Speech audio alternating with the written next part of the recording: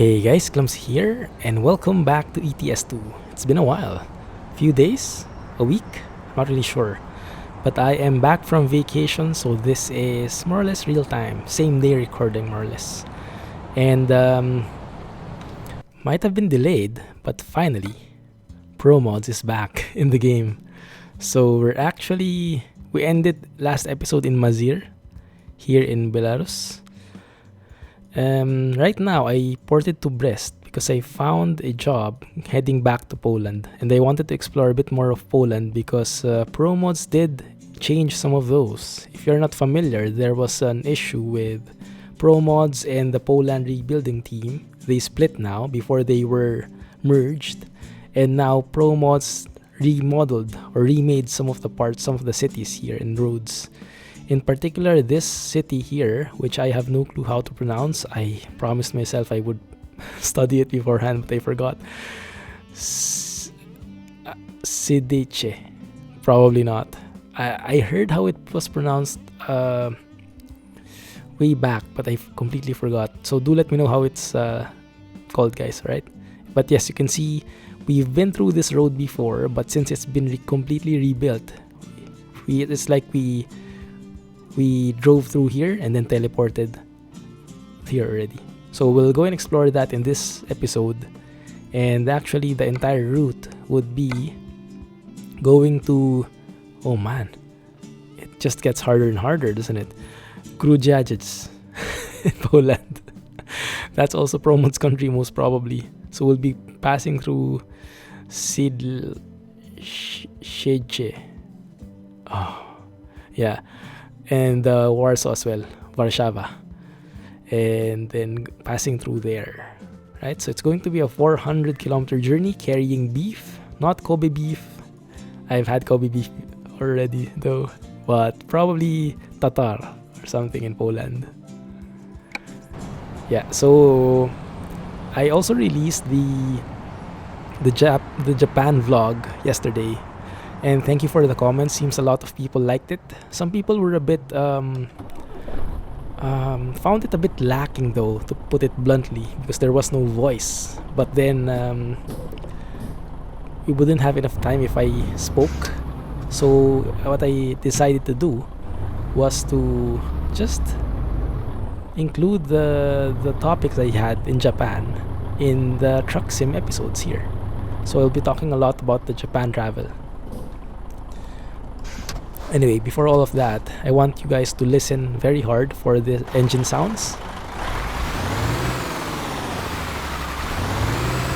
These are the default MAN TGX engine sounds by Madster. I'm not sure if it was changed from the default SES ones, but this is what we've been using the past few episodes. Now the thing is, I did find a beautiful sound mod, one of the most beautiful I've heard, and I heard it from Sheng. And this is a new guy in the modding community, but he is doing a very, very good job. The channel, he has a YouTube channel called Engine Voice Records, and his name is Vasily. So he created at first a Scania engine sound. Not only engine sound, but everything, interiors, exteriors, all the knobs, all the switches, each of those he recorded with quality equipment. And now he released something for MAN TGA. But then I found out when I downloaded the mod, it seems like it's also applicable for TGX, which is this one. So even though it's a downgrade from 680 to 430, we'll take it because it's just beautiful, guys. You'll see. Assuming it works, because I've heard that were some issues where there was no sound at all. So we'll see. Cross your fingers, guys. Right? Let's go from here.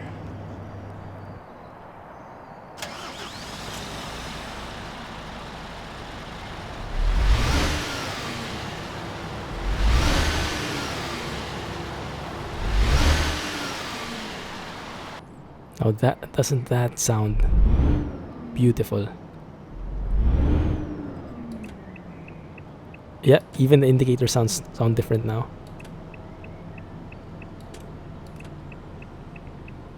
There was someone asking me last time if I had blinker sound mods. And I said no, but that certainly changes things, because this sound mod includes not only the engine but also all other bells and whistles included in the truck. So technically the sound mod includes over 200 plus different sounds, from the engine, from the blinkers, the switches and everything 200 plus sounds. Imagine that. Imagine how much work was put in there. It does sound a bit weak though. I think we can afford to increase it a bit. Let's try. It's currently set to 2. Let's try 2.5. Here we go again, guys. I need your comments again, right? If it's too loud or not. Alright, let's stick to 2.5 and see if it works. Now, a couple of you will complain about the engine because it's only 430, or is it 420? And it's a Euro 3 engine, so it's quite old. But it will be worth it, I'm sure.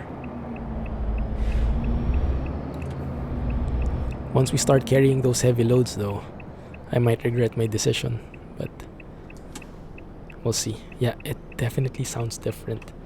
Still a bit weak though. I am quite used to something much louder.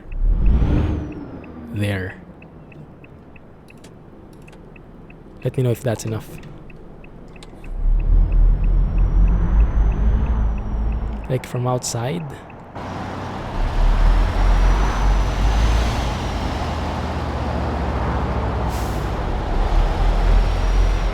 It's just beautiful. Up. Don't even think of squeezing in. No such thing as right of way.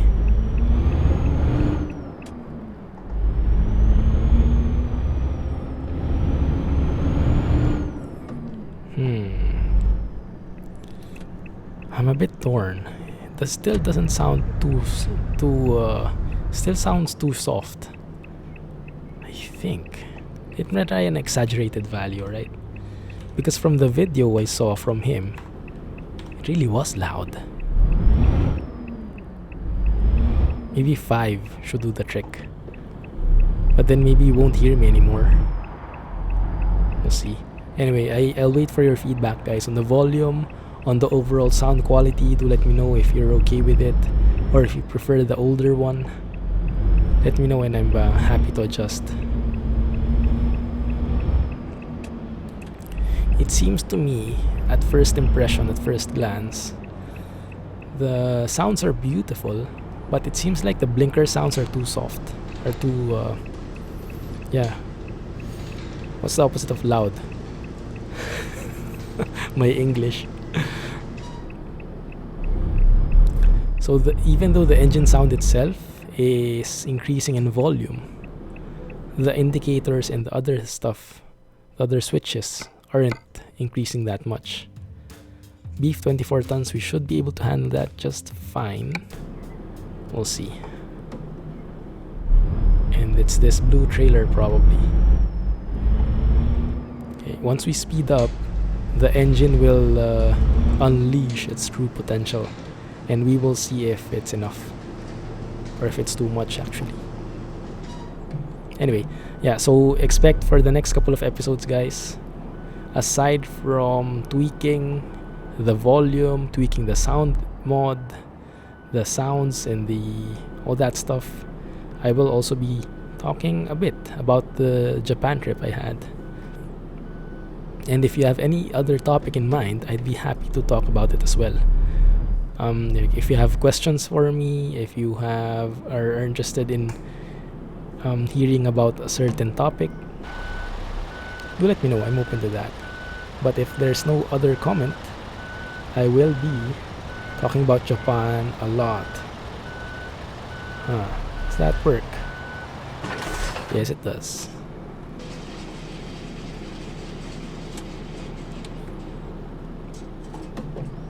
Okay, let's do it. Not the most matching trailer, but it works.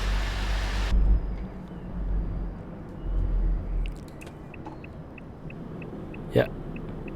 For me, the blinkers are a bit too soft, but they're beautiful to hear once you hear them. It's just that I would prefer them a bit louder. But yeah, let me know what you think, guys. All the other stuff as well that you hear, let me know. So I suggest you use your earphones on this one to hear all the minor details.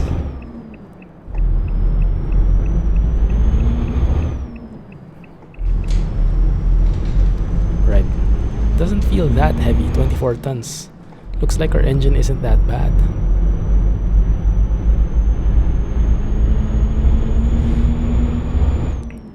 It might be a bit too loud though, the actual engine.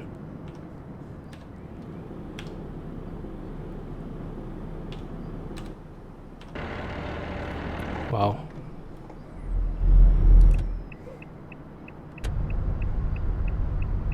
Maybe I should instead increase the overall volume of the game. Yeah, we can also do that.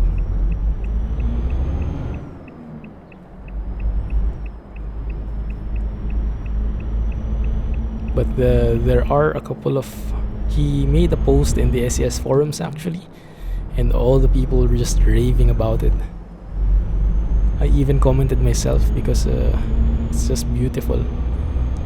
The video blew me away. And even Madster, who makes the man trucks, he commented like he watched the video 8 or 9 times already. If we turn on the retarder, yeah, let me try and do something. Audio, master volume, I think. Sound effects volume.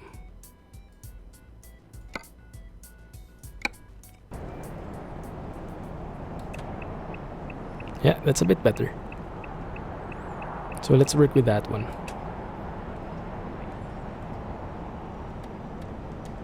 Yeah, retarder sounds and everything. Cool. Right, yes. So let us start this journey. Let me start from first gear. So it's been a while since I last recorded. Probably 2 weeks since I last recorded an ETS2 episode. I did have a lot of episodes lined up for you, so you guys had daily episodes even while I was out. But yeah, apologies for this Tuesday, I didn't have anything because I was finishing up the Japan video, and it was really difficult to edit. You know, I am not really accustomed to editing videos, especially real life videos, and making like a music video out of it, syncing the video footage with the beats of the music. It just requires a different level of a different skill set basically, and so I had to learn all that stuff. But I did learn a couple of things, and I'm quite happy with my work. It's not professional still, but I am happy with it. For an amateur guy, I think I was able to do just fine. And thank you for the likes, and thanks for the comments. A lot of you seem to enjoy it, and a lot of you seem to appreciate how beautiful Japan is. That's the main goal. And hopefully you enjoyed, and you got encouraged to go as well. It's Japan, just amazing. Where are we? Are we still in Belarus? Yes, I think we are. My LED indicators are blinking. I'm not sure why. Now I do have the force feedback plugin, so the vibrations, the force feedback on the wheel is actually feeling much more realistic. And it also comes with LED indicators. You can set it up, like if your driver is getting sleepy, if you're nearing the destination, the LED lights can blink depending on that.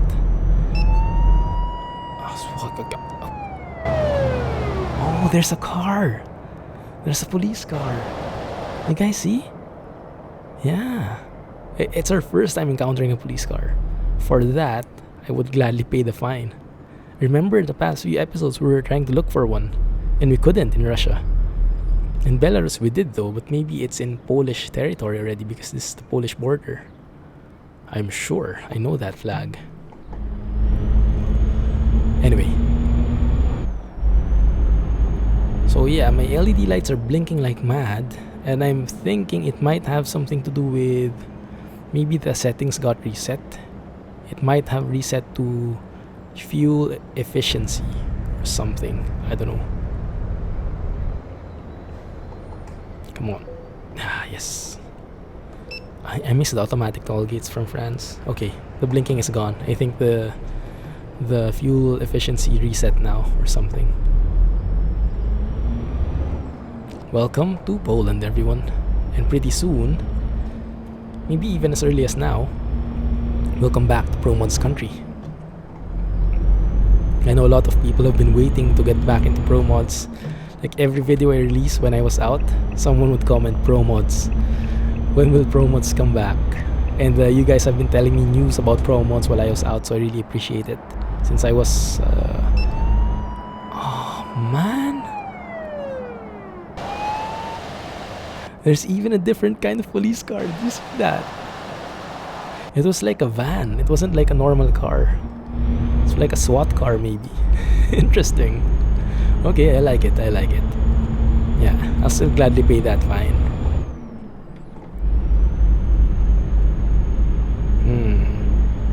Alright. So how do we know when we start getting near to Sid Lice? All the different variations of trying to read that city name, but I doubt I'll get it. Polish is one of the hardest for me. Like Japanese is much easier, assuming you can read the characters. But if they get translated into the alphabet that we know, it's quite easy to read Japanese. Most of the time, it's read as you how do you say, spell as you pronounce. Like no special rules about it, or there are, but they're minimal.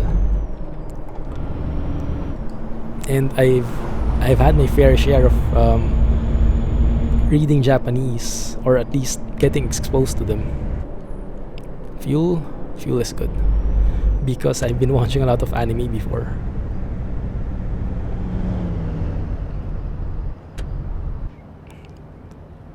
I like that sound when I turn on the engine brakes. It's awesome. 2.5. And I wasn't looking at the log. I've seen a lot of red items. Hopefully none of them are from the sound mod. Also, I saw the Coke Zero here. I actually have a real Coke Zero in front of me. I might take a drink at some point to freshen up my throat, because I've had I'm like on the tip of having a sore throat, so my throat has been aching for the past couple of days. So if my voice sounds a bit different, sorry guys, hopefully you can still understand me. But yeah, I have to be more careful. Might be because of the influx of work this week. So much to do. That's the problem when taking a vacation. When you take a vacation, everything just falls on you when you get back. Like you have to catch up. And so I've been working non-stop the entire week so far. And good thing I still have some time for recording.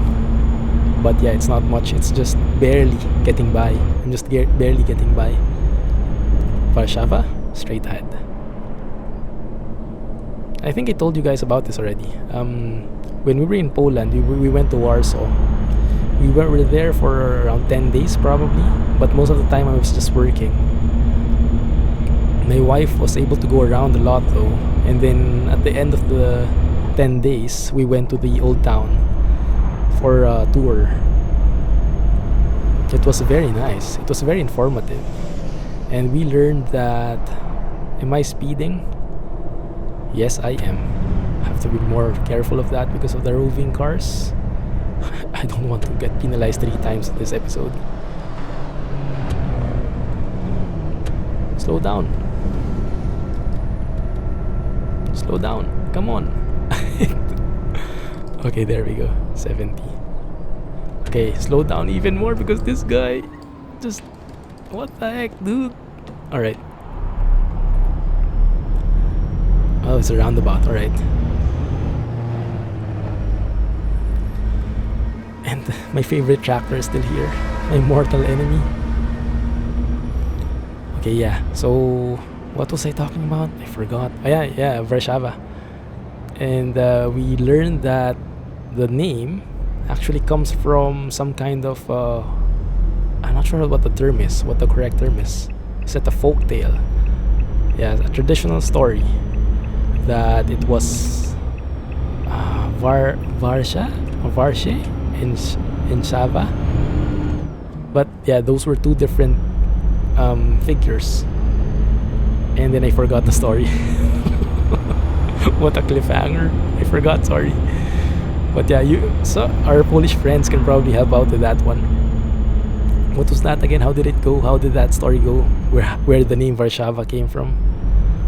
But I just remember it's coming from two people. Oh, rip gearbox.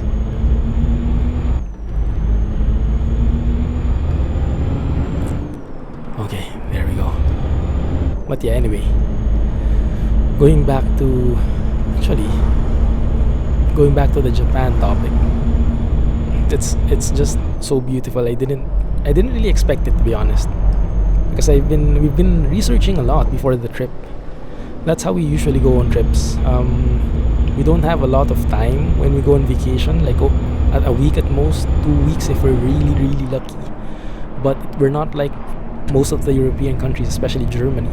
Germany has so many leaves. Like if you're working in Germany, if you're from Germany, your company is required to give you a certain number of minimum vacation days, like I don't know, 20 or something. In Singapore, I think we only have at the minimum, if your employer is, wait a minute, this is Sediche. I'm gonna call it that, right? And correct me. Oh, we're already passing through it. All right. Well, let's go and take a look. Maybe we pass through here. Yeah, we go through like that, and then we go around like there. That doesn't work. Let's do that, and then let's I don't know, that's so weird. Anyway, let's turn right here.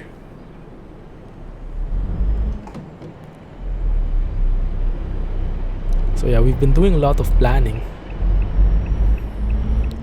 and we were reading articles, watching YouTube videos, vlogs and everything, where to go, what to eat, what to do, all that stuff, because we don't have a lot of leaves. Like in Singapore, it's only, I don't know, 13. So the entire year, you can only take vacation for 2 working weeks, more or less. So whenever we go on vacation, we really try to maximize it. Oftentimes that means not being able to relax so much when on vacation, which is kind of defeating the point. But then again, we do want to maximize where we're going. So it's a bit of balance of both, like relaxing, but at the same time making sure that you see and experience the unique things that you want to experience in that place. And so for Japan, we wanted to relax a bit. So we were there for 9 days actually. And we had the option of going to different cities, Tokyo, Osaka, Kyoto. But in the end, we decided let's just stay in Tokyo the entire 9 days. So we have a lot more room, a lot more buffer for relaxing. So let's plan our day, but let's stick to one place. Yeah. So it's a bit more relaxed, but at the same time we get to really experience the city more. And that's what we did.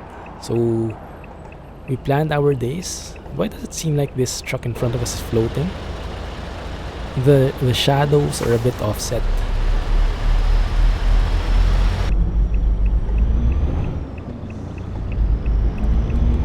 Right. Let's take a break here. I don't want any more penalties.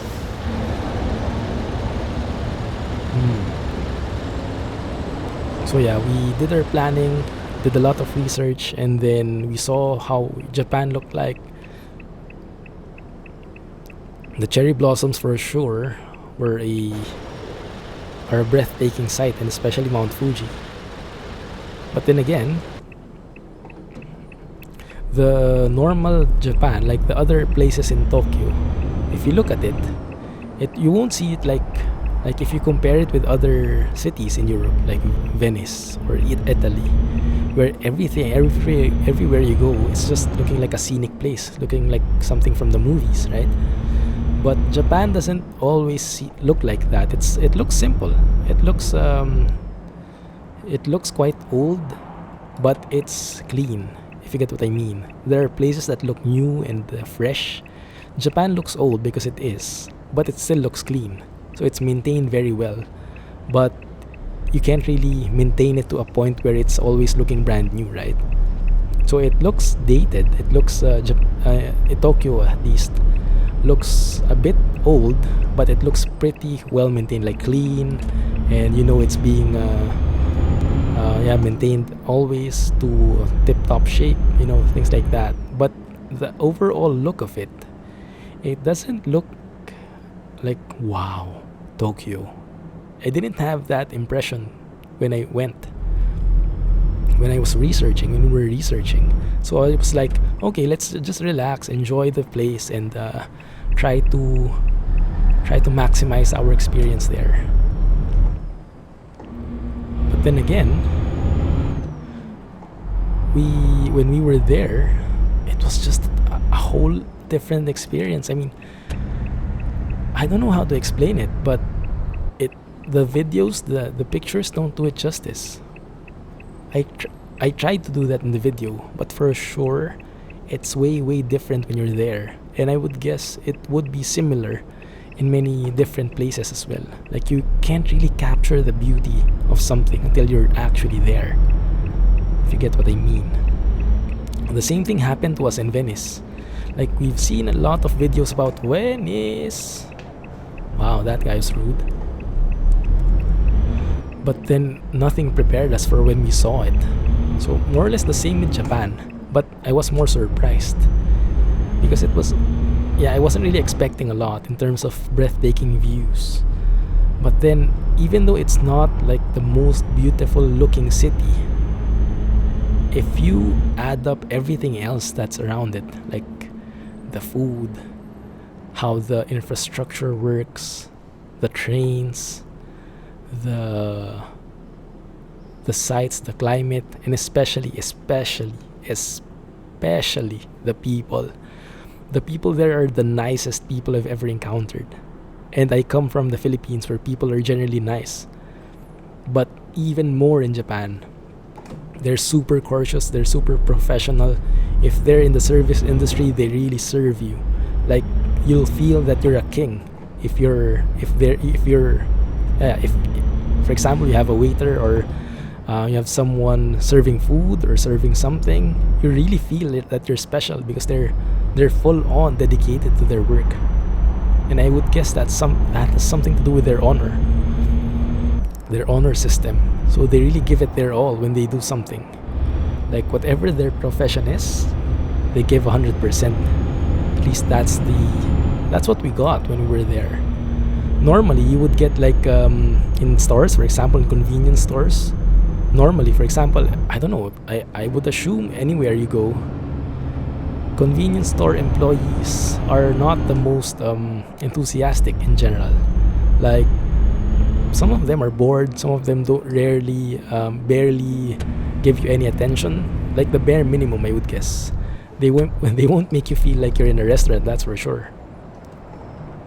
But in Japan, most of the convenience stores we went to, they give really extra attention.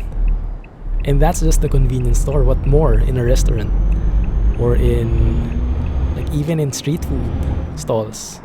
It's just mind-blowing. And even the people outside the service industry, like people walking, I've heard a lot of stories. Like my friend was in Japan. She was carrying a very heavy load through a flight of stairs, and she couldn't do it in one go. She had to stop in the middle. So while she was resting, this random guy just decided to pick up her bag. And if you're in the Philippines and someone does that, you would immediately assume that that guy is trying to steal your stuff. but in Japan, what the guy actually did was he just picked up the bag without any words, without talking or anything, and he brought it up to the top of the stairs. And then he smiled and then he left.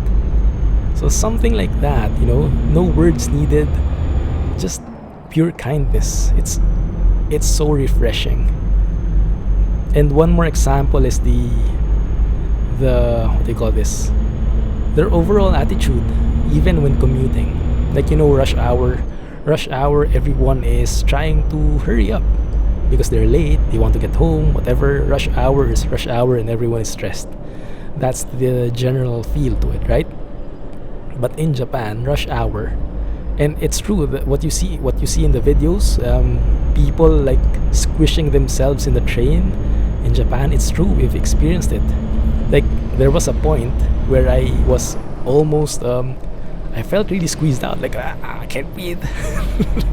And I have to move to a different part of the train so I could breathe more. So that part is true. It's really crowded. It gets really squishy during rush hour, and we are in Warsaw. Let me slow down. Okay, 70 is good. That's a cop. That's the one that booked us a while ago. That van-looking thing. I would assume that's specific to Poland, because in ProMods I heard they did create different types of vehicles for each city, or for each country at least. So they are pretty unique. Anyway, getting back to the story. So that part is true. Rush hour is still rush hour. It's super squishy, super crowded. But what surprised me really was the attitude of the people when they were there. Like, everyone knows it's rush hour, everyone knows it's hectic, it's a stressful situation, but then the people, they don't feel the stress. I don't know, maybe it's just because we were on vacation, but we didn't feel the stress there. Even the people, when we looked at them, it was just daily life. Like, okay, it's squishy, but okay, moving on. And then the interesting thing is they have this technique of squishing into you, and it's super subtle. You don't know if you'll be offended or not. I can't really explain it. Imagine a train is full already, yeah, so people are really like sardines inside, and then the guys outside the train, like on the platform, oh, look at that, that's beautiful. Wait a minute, what the heck is that new? OMG. You have to take a photo there. Wait a minute. I won't read that.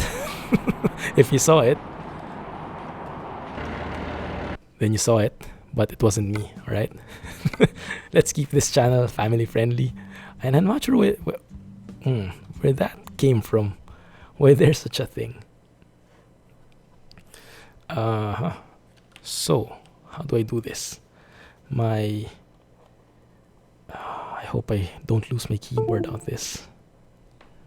I bought a mechanical keyboard from Japan. A wireless mechanical keyboard. Have you ever heard of such a thing? Let me see if I'll be able to connect it wireless. Yes, okay. So it's on my lap now.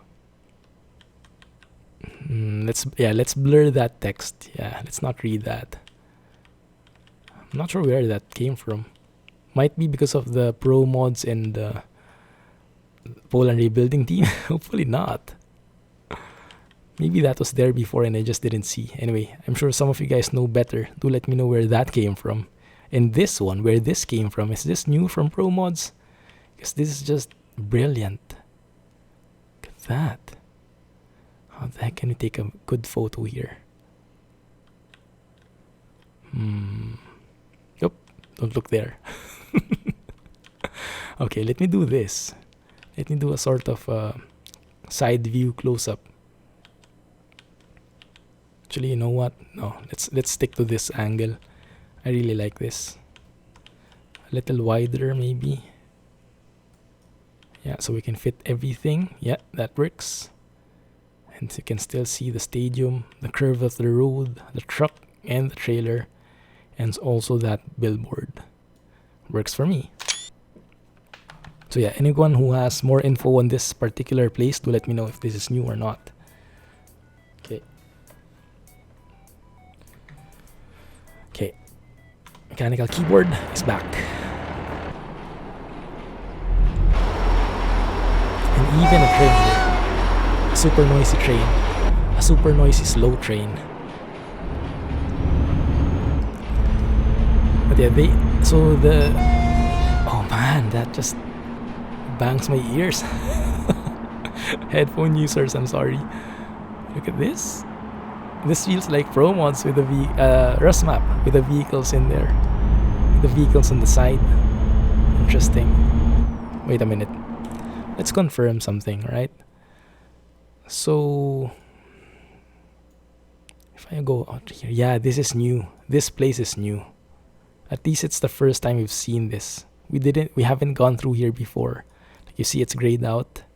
So I'm not sure if that was there before or if this entire road is new from ProMods with the rebuilding that they're doing to start and replace the stuff that Poland rebuilding team did. Nevertheless, whoever it came from, I like it. Good job, guys. Awesome work. So going back to the topic, Japan, rush hour, Tokyo rush hour. So they have this technique. So even if the train is full, and normally if it was me, if it was in Singapore, so in the Philippines, you see a train that it's that full, you wait for the next train. Like you wouldn't squeeze yourself, because if you squeeze yourself, especially here in Singapore, if you like blatantly try and squeeze yourself in a narrow space like that, the people would tusk you. Like they would be irritated at you, and you would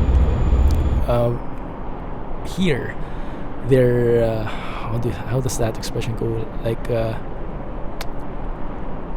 tusk. I don't know how to describe it, but they would let you know that they're pissed at you without saying a word. That's how it goes in Singapore usually. So normally you wouldn't squeeze yourself like that, but in Japan they have a totally different outlook on it. They're like they step. So imagine this: a full train, a guy or a girl outside on the platform. That guy or girl will step inside the train, even if like just 1 foot will fit, and then they will gradually, politely push themselves inside. Like, okay, I'm here. Let's start moving inwards, guys. And then they would push themselves slowly and gradually until they fit in. And then the people inside, they don't get pissed. They will just like, oh, someone's trying to fit in. Okay, let's gradually move inside as well. Let this girl or guy fit in, and then it's magic. It happens. Like everyone just squeezes inside, and it's super gradual. It's I don't know how they do it. Like, so I guess it's a polite way of squeezing into the train. Like you don't just smash your shoulder against the other guy to fit. You instead go right next to him or her, and then gradually, gently push. Like that. I'm not sure how much more I can explain it, but it was unbelievable. Like, really? You squeeze yourself like that and people aren't pissed?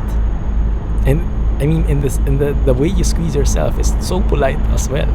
It's just super slow and gradual, and just letting everyone know, okay guys, I'm doing this, alright? Now you help me out and you squeeze yourselves in as well. Let's do this. 1, 2, 3. It's insane, but yeah, That's why I love Japan. The people are just on a different level. The nicest people I've seen. Don't get me wrong, there will always be exceptions. Like, not everyone will be nice. There were a few select people who scolded us because we couldn't understand each other, and then they shouted because they got mad, or they got how do I say this, inconvenienced that we couldn't understand each other. But those were like the exceptions. Everyone else would try to help you out. Like, if you're lost, you can just ask people. They would guide you. Not only guide you, some people would even I don't know the English term, take you there. Like, if you're looking for which platform to get into on your train, they wouldn't just say, oh, go to platform 7. They'll take you there. Imagine that. Now, personally, we didn't experience that. We just heard a lot of stories from our friends. Because I'm an introvert, so as much as possible, I try not to ask other people. So when we're lost, and we got lost a lot of times, me and my wife, I just consult Google Maps and try to sort it out on my own. It works eventually, so my introvert ways are not that bad. But yeah, if you want to experience Japanese hospitality, go and ask directions on the train. And I guess they're pretty much used to it because there are so many tourists, and their train network is just unbelievable. Like, in Singapore, for me, the train system in Singapore, the MRT system, the network is already very comprehensive. Like, you can almost go anywhere. Like us, we don't have a car here in Singapore. We always take public transit. So we always take either trains or buses. But then we always get to wherever we need to go. And if we need to go to somewhere ASAP, then we take a taxi or an Uber or something. But yeah, it always works. So from my impression, Singapore's already fully comprehensive when it comes to public transportation. And then comes in Japan, and then Tokyo. And when I saw the network, it's like, what the heck is this? Like, OMG. How do you understand this thing? Believe me, Google it now. Tokyo Rail, or Tokyo JR Trains, or Tokyo Train Network, and you'll see the massive network it has.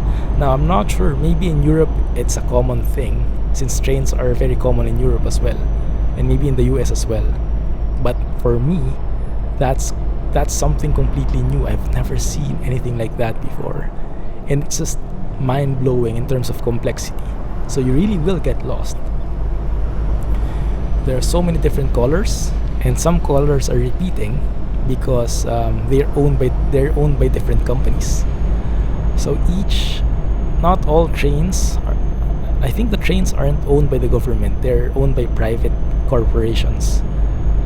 Maybe they're subsidized or something, but they're owned by different companies. Yeah. So you have the JR, the Japan Rail, I think, JR East, JR something, depending on which area in Japan you are in. Ooh, lots of horses here. By the way, I miss driving in ProMods country. I don't know, I just feel the difference. It's beautiful. It's a pleasure to drive in. That's why I'm just so encouraged to tell stories, because I'm just enjoying the ride. And hopefully you guys are too. One sec. Let me just go through this roundabout. Made it.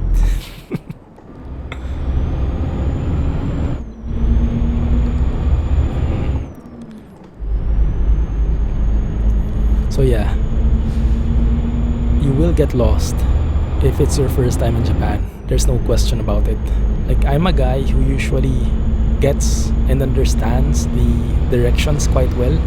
So when it was, for example, our first time in Singapore, we didn't really get lost. Consulted Google Maps, understood the directions, which trains to take, which color, which stop, which direction, and it's there, super clear cut. In Japan, it's not as easy. There are so many different combinations because, as I said, Each one is owned, each line can be owned by a different company. So it might be you take a train here, you take a bus there, you take a subway here, and each one would be owned by different companies. And sometimes their maps are a bit biased from what I've seen. Like they're in the stations, you often have maps, right? Like locality maps or area maps, you would call it. Like oftentimes you would see the maps and then you would confirm your route. Okay, this is where we're going next. Sometimes, if the subway, for example, the next leg of your train isn't owned by the same company, it's not that it would be hidden, but it won't be as visibly shown. Like compared with the lines that are owned by the company itself, the line that's not owned by them is a bit like oh, by the way, there's a line here. But you won't see it at first glance, so you really have to look for it. And that's what got us the first few times actually. Then eventually, after a few days, we got to know, we got to understand how it works, and then it went fine. What the heck is super slow in here? Is there a tractor in front of us? It's yep. It's a tractor, right? Oh crap! It wasn't me. No damage in the trailer. I hate it. My bad. That's my fault. Completely misjudged that distance. Oh no. Okay. So this is like the most penalty-ridden episode ever in quite a while. Welcome back to me then. Anyway, we're having fun. Let's not get that in the way. So, yeah, you get lost. You'll get lost a couple of times if it's your first time. If you go, don't worry about it. Don't sweat it. Even if you're really accustomed to directions and stuff, I had the assumption that I was very good with directions, with map reading, but it still wasn't enough. You really get lost in Japan. It's really complex, and it's not foolproof.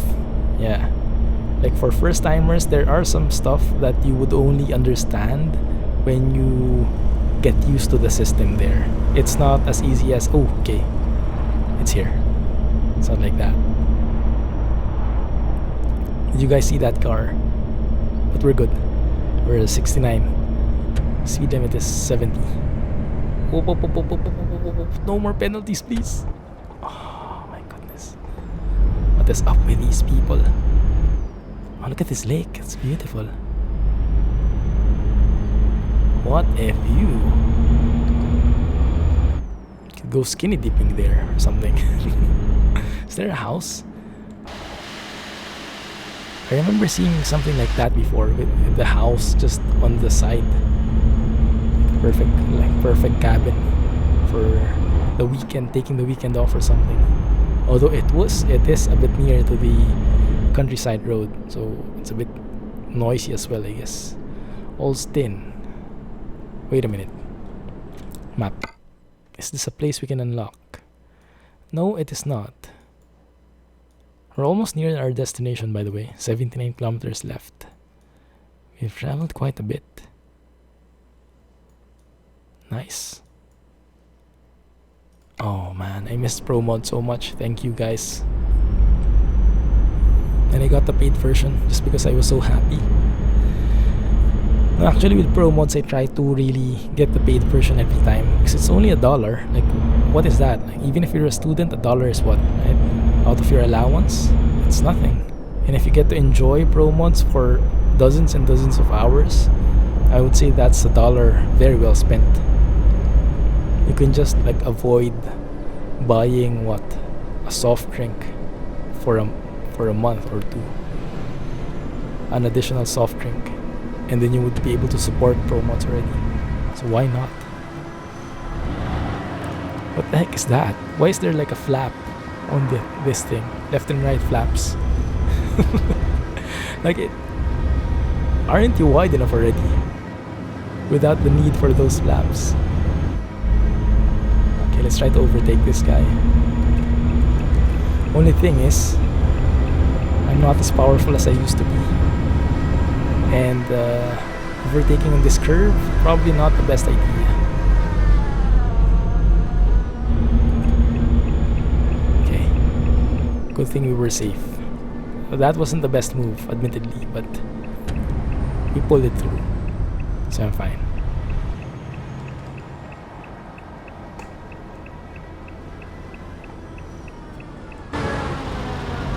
It's quite noisy as well, isn't it? That harvester. And I keep calling it tractor, but yeah, it's a harvester. So yeah, that's one of my stories. I have so many more in Japan, but just to let you know how much I enjoyed it there. And yeah, the best part of the trip was the people.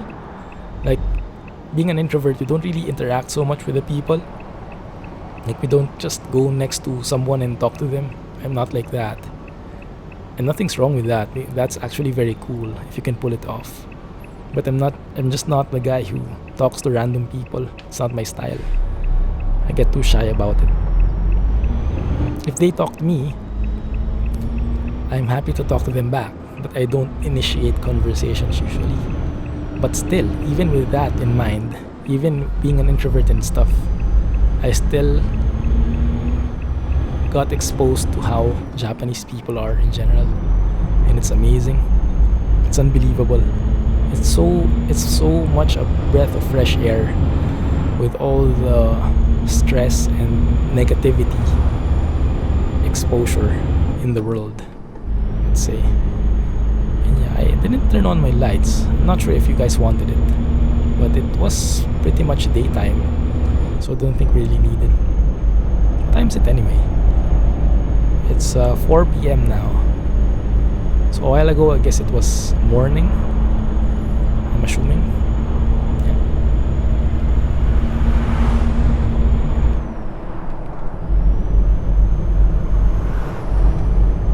Beautiful drive. I love these winding roads. These gradual winding roads which change elevation. These are my favorite. So yeah, more to come. More Japan stories to come. The different trains I saw. The different food we had to try. Although admittedly Japanese food is pretty much famous already. I would guess anywhere in the world there would be a Japanese restaurant. But of course the quality of Japanese food is, you can't really match something in Japan. And also yeah, just one more story about it. They're very fond of vending machines. Very, very fond of vending machines. Like, Japanese are very fond of automation in general. If they can automate something, they will do it. And they're like, not really light years, but maybe before, yeah, they were light years away from everyone else in terms of automation. Like, if you go in there, you would hardly see any stores on the side, like small stores, except maybe convenience stores. But then if you're just looking for drinks, everything is in vending machines. Like at each place, at each house, at each apartment, there would be a vending machine. At each intersection, there would be a vending machine. And it's not only for cold drinks. They have hot drinks as well. Like if you want a coffee, they have coffee in can. And it's hot. And it tastes fresh. Although maybe not as fresh as something that's freshly brewed, but taking into consideration that it's in a can, it's really good. So if you need coffee, black coffee, something with sugar, something with milk, all the different variations, they have it in the vending machine. Yeah, they like automating stuff, they like packing stuff. So, and Japan is the only country I've seen where they pack food, but the packed food doesn't taste packed. You know how packed food usually tastes like? I usually try to veer away from them because they taste so artificial, they taste not fresh at all. But in Japan, at least in Tokyo, but I'm assuming everywhere else as well. They have so much packed food. Like in convenience stores, you can have breakfast. They have even tables on the side, so you can have breakfast. Buy a packed meal from the convenience store and eat it. It tastes super fresh. It tastes really fresh. It's unbelievable. Like, how does a packed meal taste so good? Taste so fresh? At first, I was like, I was quite sad to know that Japan is not really a breakfast heavy country. Like in general, they don't have a lot of breakfast stores, like breakfast cafes, establishments. There are some, sure, but it's not like a big thing. It's not like everywhere. Like in Singapore, it's the opposite. People are very heavy in breakfast. So you have these coffee shops everywhere with traditional Singaporean breakfast. How the heck do I enter here? Was it there? Oh yeah, okay, I missed it. Okay, maybe we can go through this grassy patch here. Just outside the place.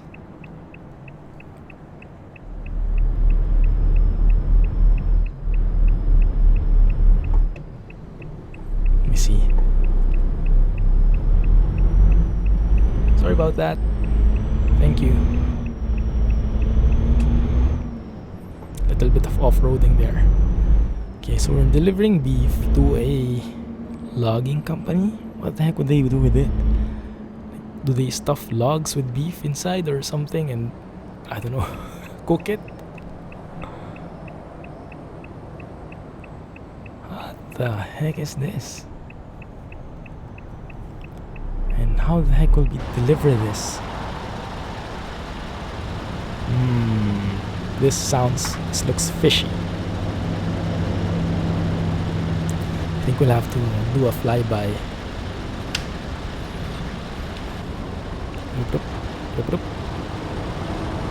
Okay. There we go. It's a pretty challenging parking, I'll give it that. So, seems like we could go straight and then move back. Because if we go inside here, facing front like that, we wouldn't have a chance to go and maneuver here. So yeah, let us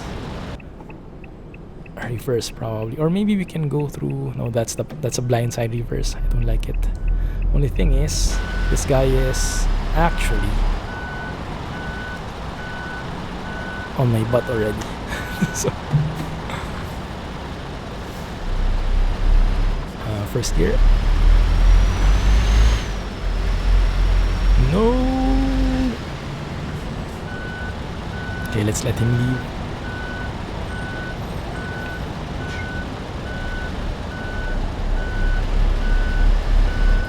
Let's let them leave. Come on, guys. Come on. Go, go, go, go. No, no, no, don't stop. Go already. Let me go forward so they won't hesitate. There we go. Thank you.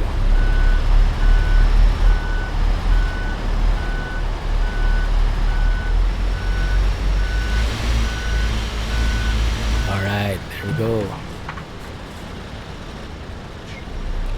Wrong view. This one.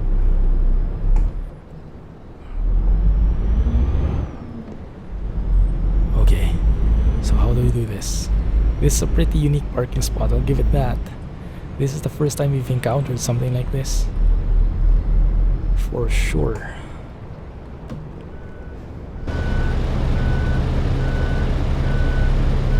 Thing is, I can't see squat. Okay, that looks right. Looks a bit too sharp though.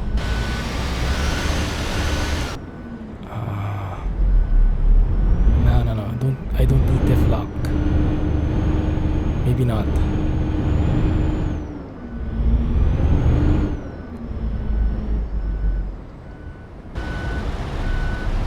There we go. Okay.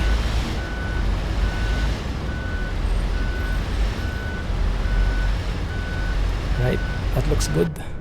On this side, let's make sure not to hit those logs here. Okay, should be good there. Let's turn a bit more. And it should be fairly straight from here, I think.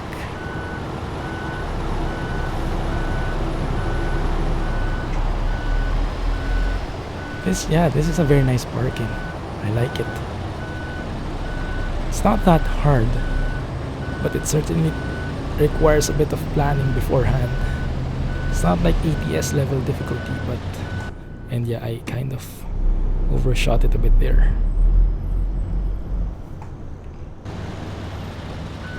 There we go.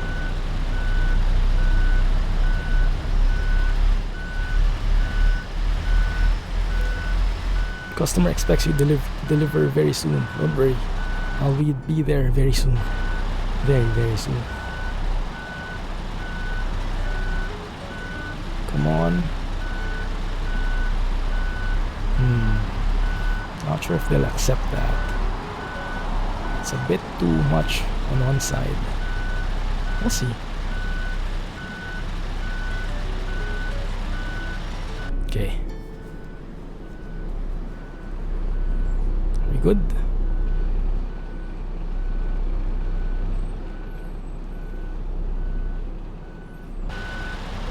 There we go.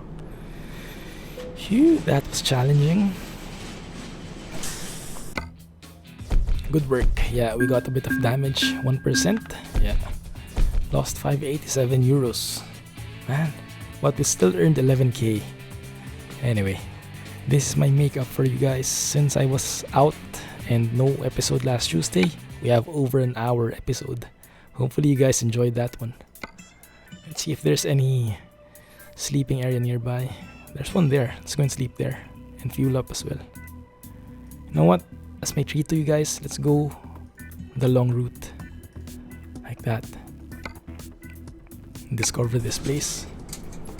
Did I discover the place already? Yeah, I did. Okay. Have no clue how to read that. Grujaj. And let's turn on the lights.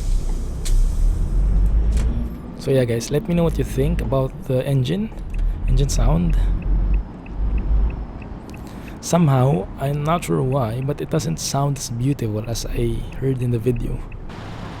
If I'm doing something wrong and you're aware of what I should change, let me know as well, right?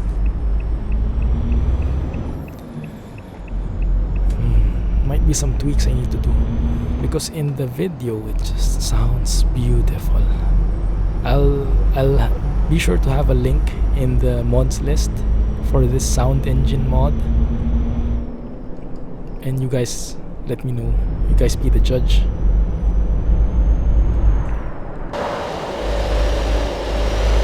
Even here, it's not as loud. Going too fast here.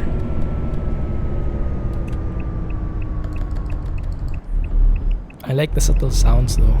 When you switch on the engine brake, when you flip the retarder.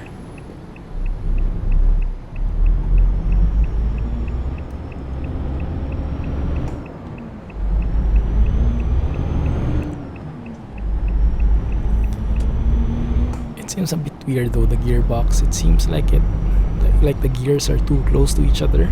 Like if I gas up a little bit, it speeds up too fast.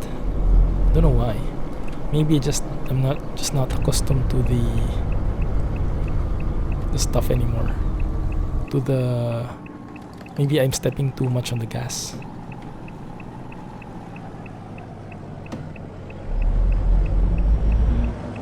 There's a car just waiting. I wonder if he'll book me if I go speeding past this route.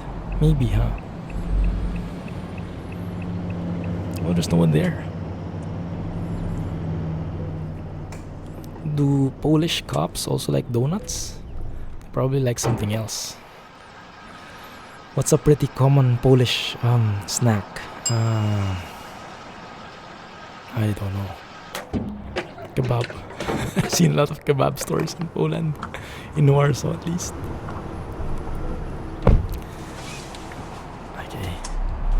Anyway, let's just park up here and end the episode. I think that is the limit of my voice. It's really starting to ache now. But I really had fun today, guys. I missed this game. Thank you for watching. Hope you enjoyed that one. If you did, please give me a thumbs up and subscribe. And as always, looking forward to your comments about the engine, about the trip, about anything that we've passed through, about Poland, ProMods, rebuilding and everything. Let me know, right? I'd be happy to comment on it as well. Anyway, thank you for watching, and yeah, see you guys in the next one. In the meantime, sounded a bit different. Clumsy trucking, everyone, and bye-bye. Bye, guys.